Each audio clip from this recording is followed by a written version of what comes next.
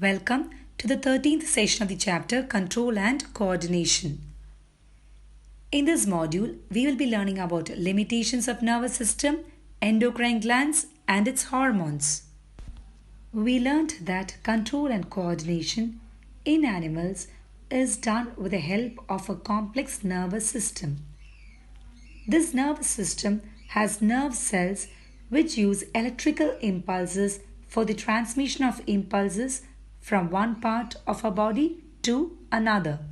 But even though electrical impulses are excellent for transmission of information from one part of a body to another, it has certain limitations. The first limitation is that impulses reach only those cells which are connected with nervous tissue. And the second limitation is that the nerve cell cannot continuously create and transmit impulse.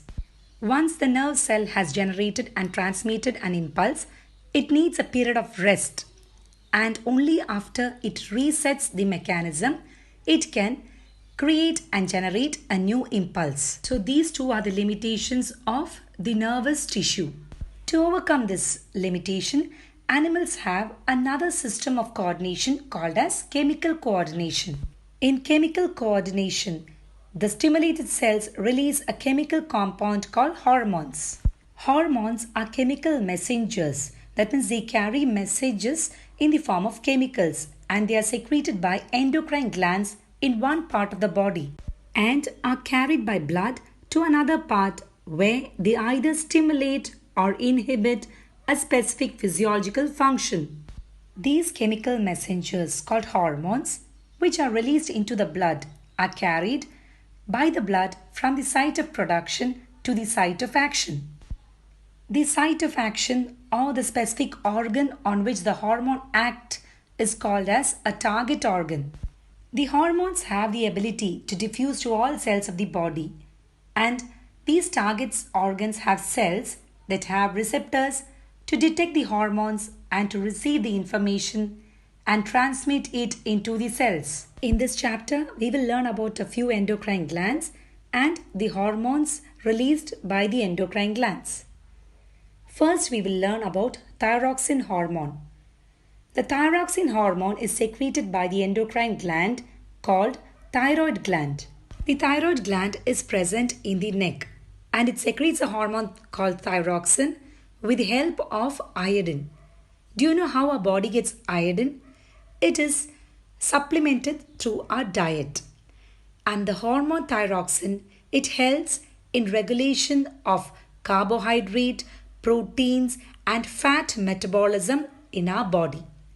If there is a deficiency of iodine in our diet, it results in the deficiency of the hormone because thyroid gland requires iodine to make thyroxine.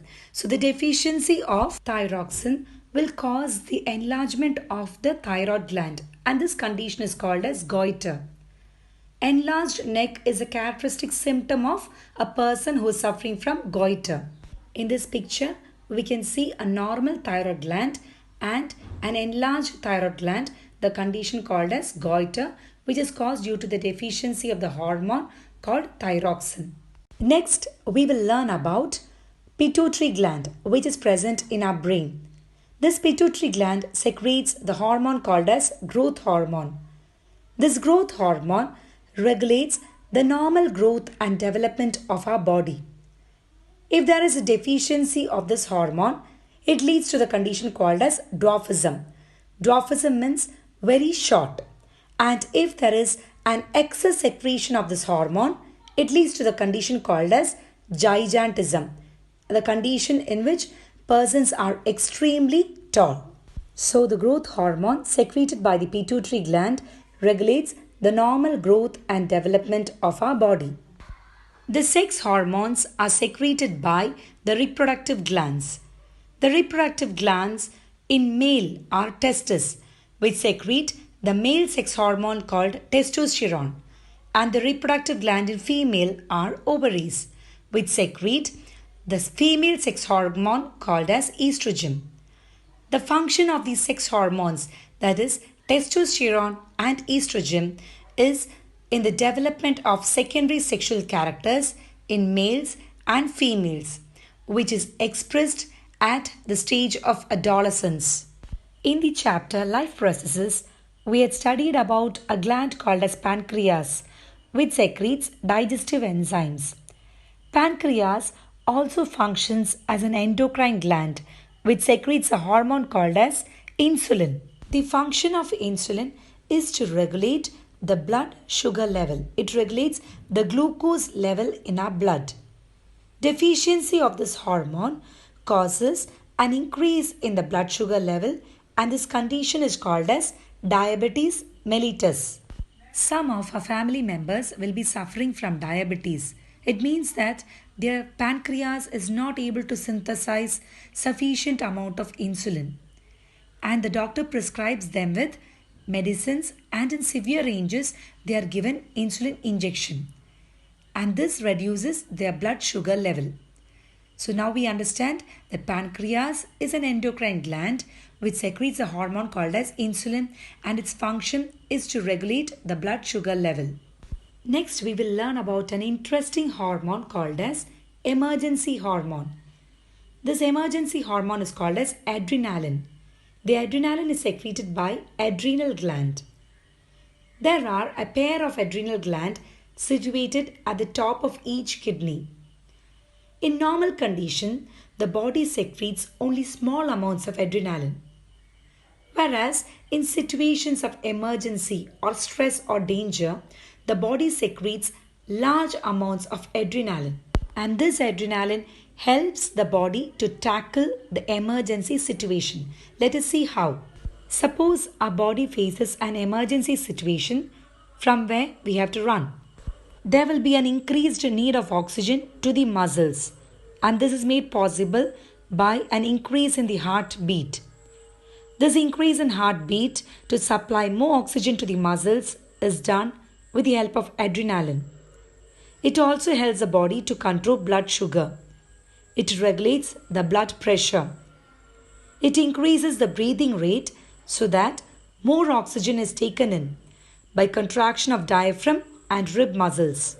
Our body has a pair of adrenal glands that secretes adrenaline called emergency hormone, which helps our body to face an emergency situation.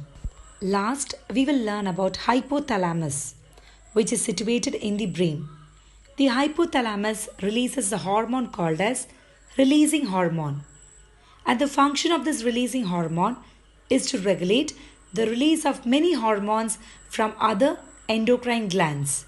For example, we study that the pituitary gland releases growth hormone. When the level of growth hormone goes low, it is detected by the hypothalamus. And this hypothalamus secretes releasing hormones, which stimulate the pituitary gland to release more growth hormones, and thus the level of this hormone comes up. So the function of hypothalamus is to secrete releasing hormones that regulates the release of many hormones from the endocrine glands. Let us recapitulate what we have studied. Our body has an endocrine system comprising of endocrine glands which performs chemical coordination in our body. We studied about pituitary gland which secretes growth hormone, thyroid gland which secretes thyroxine, adrenal gland which secretes adrenaline, pancreas that secretes insulin, testes which secretes testosterone in male, and ovaries which secrete estrogen in females. These are the sex hormones. Thank you.